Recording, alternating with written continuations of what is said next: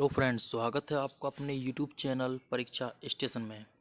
Friends, आज हम बात करने वाले हैं उन लड़कियों के बारे में जो उत्तर प्रदेश पुलिस में सब इंस्पेक्टर बनना चाहती हैं। आइए आज आपको ले चलते हैं कि लड़कियों के लिए यूपी पुलिस में सब इंस्पेक्टर बनने के लिए क्या योग्यता होनी चाहिए, क्या उनका फिजिकल स्टैंडर्ड होना चाहिए और क्या उनकी रेस होती है। चलिए हम आपको ले चलते हैं सन 2016 में आई उत्तर महिलाओं के लिए उप निरीक्षक नागरिक पुलिस की सीधी भर्ती 2016 पर। देखिए, ये 2016 का नोटिफिकेशन है। अगर फ्रेंड्स हम इसमें बात करते हैं, उत्तर प्रदेश पुलिस में उप निरीक्षक नागरिक पुलिस, वेतनमान पे बैंड 9300 से 34,800, ग्रेड पे 4200 के 600 पदों पर। जो फीमेल्स की वैकेंसी आई थी फ्रेंड्स, वो टोटल 600 पदों पर आई थी। और जो इनका पे बैंड होता है वो 9300 से 34,800 व ग्रेड पे 4200 होता है। यानी कि ये आपकी पे लेवल 6 की जॉब है। अगर हम उसकी बात करें सेवन पे कमीशन के हिसाब से ये पे लेवल 6 की जॉब है। और देखिए, इसमें जो जनरल की वैकेंसी थी वो थी 300, ओबीसी की 162 और एससी की 126 और आपकी अनुसूचित जनजाति की 600। ये वैकेंसी थी टोटल। अगर फ्रेंड्स हम इसकी बात करें तो इसके जो फॉर्म आए थे पिछली बार वो 25/6/2016 को आए थे और लास्ट डेट 24/7/2016 थी। और 400 रुपये फ़ीस ली गई थी आप लोगों से। चलिए फ्रेंड्स, अब बात कर लेते हैं कि यूपीएसआई में फ़ीमेल्स के लिए क्वालिफ़िकेशन क्या होती है, जो एजुकेशन क्वालिफ़िकेशन है। देखिए, शैक्षिक योग्यता भारत में विधि द्वारा स्थापित किसी विश्वविद्यालय से स्नातक उपाधि या सरकार द्वारा मान्यता प्राप्त उसके समकक्ष योग्यता होनी चाहिए। यानी कि आपके पास ग्रेजुएशन की डिग्री होनी चाहिए, आपके पास ग्रेजुएशन होनी चाहिए, तब आप यूपीएसआई का फॉर्म फिल कर सकते हैं। और फ्रेंड्स, जो आपकी आयु सीमा होनी चाहिए वो कम से कम 21 साल होनी चाहिए और मैक्सिमम 28 साल होनी चाहिए। और ये 28 साल जो है ये सिर्फ जनरल कैटेगरी के लिए है। जो जनरल कैटेगरी के कैंडिडेट अप्लाई करेंगे उनकी आयु सीमा मैक्सिमम 28 ईयर्स होनी चाहिए। लेकिन इस बार क्या है कि शायद आपको 2 साल की छूट मिल सकती है। हो सकता है आपको 28 की जगह इस बार 30 साल तक फॉर्म के लिए आप एलिजिबल हों। जो भी 30 साल से तक के जो भी कैंडिडेट होंगे वो शायद इस बार फॉर्म फिल कर सकेंगे। और जो भी आपका ओबीसी, एससी और एसटी वाले कैंडिडेट होते हैं उनको 5 साल की छूट मिलती है।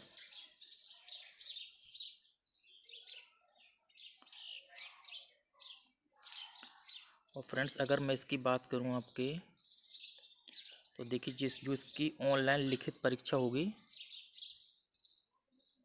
वो देखिएगा। ऑनलाइन लिखित परीक्षा ये आपके टोटल 400 अंकों की ऑनलाइन लिखित परीक्षा होती है, जिसमें आपके हर हर सब्जेक्ट मतलब हर पार्ट जो चार इसमें 4 पार्ट आते हैं, हर पार्ट से 40-40 क्वेश्चन पूछे जाते हैं। और एक क्वेश्चन आपका 2.5 मार्क्स का होता है और आपकी नेगेटिव मार्किंग नहीं होती है। तो इस तरह से आपका हिंदी के 100 अंक, मूल विधि, संविधान और सामान्य ज्ञान जो पार्ट 2 है उसके 100 अंक, पार्ट 3 में संख्यात्मक व मानसिक योग्यता परीक्षा के 100 अंक, पार्ट 4 में मानसिक अभिरुचि परीक्षा, बुद्धि लब्धि परीक्षा, तार्किक परीक्षा 100 अंक। यानी कि आपका टोटल 400 अंकों का एग्ज़ाम होता है। और फ्रेंड्स, पिछली बार क्या था कि आपको हर हर पार्ट में पास होने के लिए 50% मार्क्स लाने थे अलग अलग पार्ट वाइज। लेकिन वो इस बार क्या है, इस बार वो घटा दिए हैं, वो आपके पार्ट वाइज 35% कर दिए हैं। यानी आपको हर पार्ट में, चारों पार्टों में 35% मार्क्स लाने ही हैं। अगर आपके भले चाहे आप कितने 90% स्कोर करें 3 पार्ट्स में, अगर आपका एक पार्ट में 34% भी मार्क्स रह जाते हैं तो आप डिस्क्वालीफाई कर दिए जाओगे। और फ्रेंड्स जो आपके फाइनल का मतलब जो आपके फाइनल मार्क्स बैठने चाहिए वो 50% ओवरऑल ज़रूर कम से कम बैठने चाहिए, तभी आप आगे की स्टेज के लिए एलिजिबल हो पाओगे। अब और फ्रेंड्स हम बात कर लेते हैं, आइए इनकी जो भी हाइट मांगते हैं लड़कियों की। शारीरिक मानक परीक्षण के मानक ऊंचाई सामान्य, अन्य पिछड़ा वर्ग और अनुसूचित जाति की महिला अभ्यर्थियों के लिए न्यूनतम ऊंचाई 152 सेंटीमीटर, यानी कि जो आपके जनरल ओबीसी और एससी के जो भी फीमेल होंगी उनकी 152 सेंटीमीटर कम से कम हाइट होनी चाहिए। और जो आपका एसटी की फीमेल्स हैं उनके लिए 147 सेंटीमीटर हाइट होनी चाहिए। और जो फ्रेंड्स अगर हम वेट की बात करें तो कम से कम 40 किलो वेट होना चाहिए। महिला अभ्यर्थियों के लिए न्यूनतम 40 किलोग्राम वजन होना चाहिए। और फ्रेंड्स इसकी अगर शारीरिक दक्षता परीक्षा की बात करें तो सभी लड़कियां चाहे वो जनरल ओबीसी एससी एसटी किसी भी वर्ग से हों उनको 2.4 किलोमीटर की दौड़ 16 मिनट में पूरी करनी है, यानी कि 2400 मीटर की दौड़ उनको 16 मिनट के अंदर अंदर मारनी है। अगर आप 16.1 सेकंड में भी मार लगाते हैं रेस तो अभी आप डिस्क्वालीफाई कर दिए जाओगे। और इसके बाद जो भी मेरिट लगेगी उसका बाद आपका जो मेडिकल किया जाएगा। अगर आप मेडिकल फिट होते हैं और फाइनल मेरिट में आते हैं तो उसके बाद आपको ज्वाइनिंग लेटर दिया जाएगा। लेकिन अब होता क्या है कि पहले फाइनल मेरिट आ जाती है, मेडिकल उसके बाद ही होता है। जो भी फाइनल मेरिट में शॉर्ट लिस्ट होते हैं कैंडिडेट उन्हीं लोगों को मेडिकल के लिए भेजा जाता है।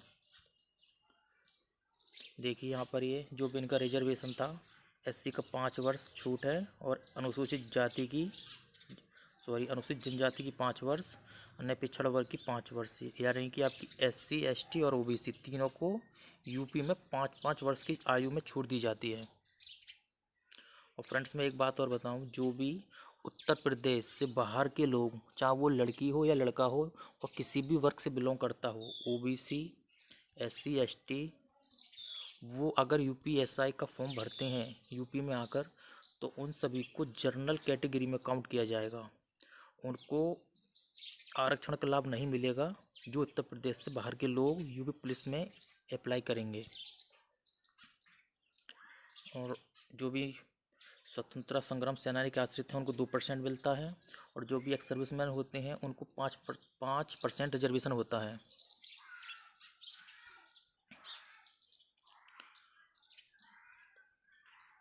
और फ्रेंड्स अगर हम इसके सिलेबस की बात करें डिटेल में तो मैं आपको नीचे नीचे ले चलता हूँ। आप देख रहे होंगे यहाँ पर जो लिखित परीक्षा का पाठ्यक्रम, सामान्य हिंदी 100 अंक और जो भी 4 पार्ट हैं वो चारों 100 अंक के होंगे। टोटल 400 नंबर की आपकी परीक्षा होगी। अगर हम इसकी बात करें डिटेल सिलेबस की तो देखिए सामान्य हिंदी का ये सिलेबस है पूरा डिटेल में। और अगर पार्ट सेकंड की बात करें तो पार्ट सेकंड आपका फ्रेंड्स 3 पार्ट में बटा होता है। ये देखिएगा, एक तो मूल विधि होती है, एक संविधान और तीसरा सामान्य ज्ञान। ये देखिएगा, ये तीनों पार्ट्स 40 मार्क्स में आते, 40 क्वेश्चंस आते हैं इनके 100 मार्क्स में। और जो पार्ट आपका थर्ड होगा उसमें क्या होता है कि संख्यात्मक एवं मानसिक योग्यता परीक्षा, यानी कि आपका पार्ट 1 में मैथमेटिक्स और पार्ट 2 में मानसिक योग्यता परीक्षा के क्वेश्चंस होते हैं। लेकिन पिछली बार क्या हुआ था कि आपका एनएससी आईटी कंपनी ने एग्ज़ाम कराया था और शायद इसी बार भी आपकी एनएससी आईटी ही परीक्षा कराएगी। उसने क्या किया था कि तीसरे पार्ट में लगभग 40 में से कम 35 क्वेश्चन मैथमेटिक्स के ही दिए थे। मैं आपको एक बात साफ कर देता हूँ, तीसरे पार्ट में जैसे आप सोचें कि हो सकता है 40 क्वेश्चन है तो 20 क्वेश्चन मैथ के आएँ और 20 क्वेश्चन आपके मानसिक योग्यता परीक्षा से आएँ, तो ऐसा नहीं होगा। आपके कम से कम बता रहा हूँ आपको 30 क्वेश्चन मैथ के मान के चलो, 30 क्वेश्चन तो कम से कम 40 में से मैथ के ही आने हैं तीसरे पार्ट में। और जो आपका चौथा पार्ट है उसको भी 3 पार्टों में डिवाइड किया गया है। मानसिक अभिरुचि परीक्षा, बुद्धि लब्धि परीक्षा और तार्किक परीक्षा। इसमें टोटल आपकी रीजनिंग होगी 40 क्वेश्चंस जो होंगे 100 अंकों के। और फ्रेंड्स आपको ये चारों पार्ट्स ही क्लियर करने हैं। चारों में कम से कम आपको अलग अलग 35% मार्क्स लाने ही हैं। अगर आप मान के चलो किसी पार्ट में भले चाहे 99% लाओ, अगर एक में भी 34.9% रह जाते हैं तो आप डिसक्वालीफाई कर दिए जाओगे। आइए फ्रेंड्स, हम आपको ले चलते हैं कि पिछली बार जो 600 वैकेंसी थी फीमेल्स की, उसमें से कितनी लड़कियां फाइनली सेलेक्ट की गई थी यूपीएसआई में। आप देख रहे होंगे ये 600 वैकेंसी थी, और इसमें से जो टोटल फाइनल सेलेक्ट हुई पिछली बार वो कितनी लड़कियां हुई।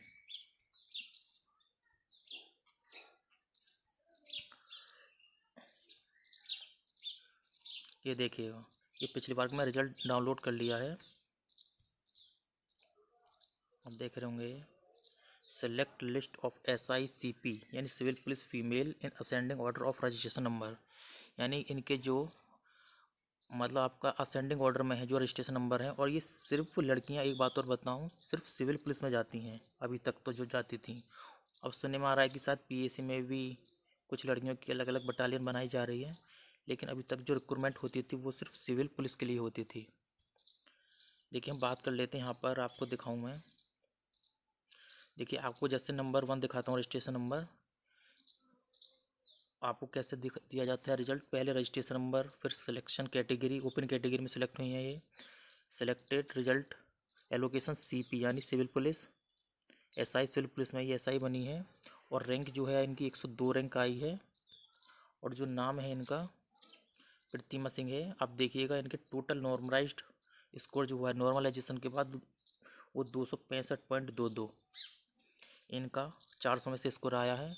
आप देखिएगा पार्ट 1 में इनकी 77.48, पार्ट 2 में जो 62.45, पार्ट 3 में 74.59 और पार्ट 4 में देखिए 50.70। यहाँ पार्ट 4 में ये बस पास ही हुई हैं, लेकिन फाइनली सेलेक्ट हो गई हैं। और आगे इनका roll number, date of birth और जो भी आगे इनकी साइंस वगैरह जो क्वालिफिकेशन है, साइंस ग्रेजुएट हैं यस। इस तरह चलो देख लेते हैं। ये आपका सीरियल नंबर है, दिखाता हूँ। और इस सीरियल नंबर के हिसाब से हम देखेंगे कि टोटल कितनी लड़कियां सेलेक्ट की गई थी। चलिए इस लिस्ट को हम नीचे की तरफ ले चलते हैं।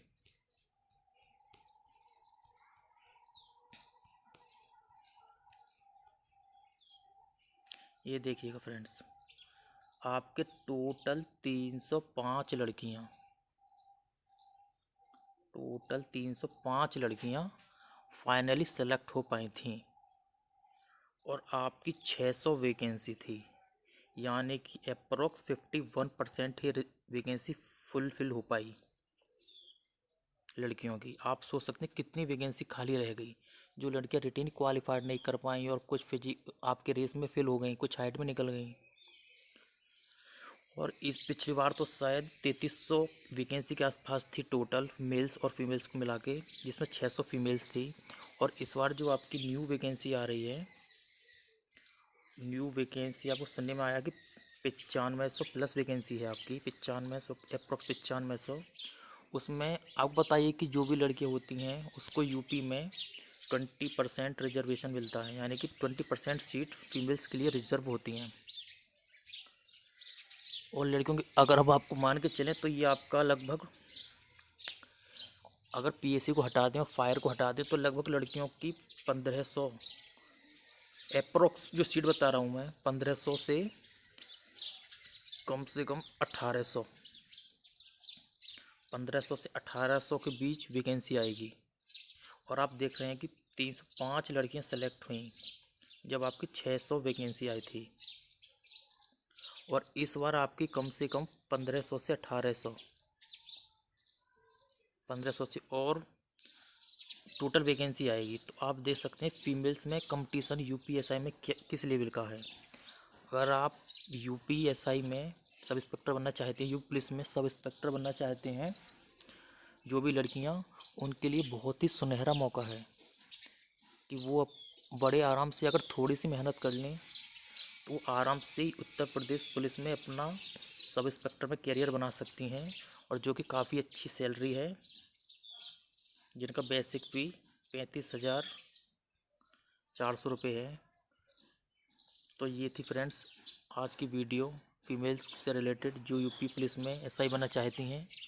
अगर आप इसी तरह और भी वीडियो चाहते हैं तो प्लीज़ इस चैनल को सब्सक्राइब करें और अपने फ्रेंड्स के साथ शेयर करें। धन्यवाद।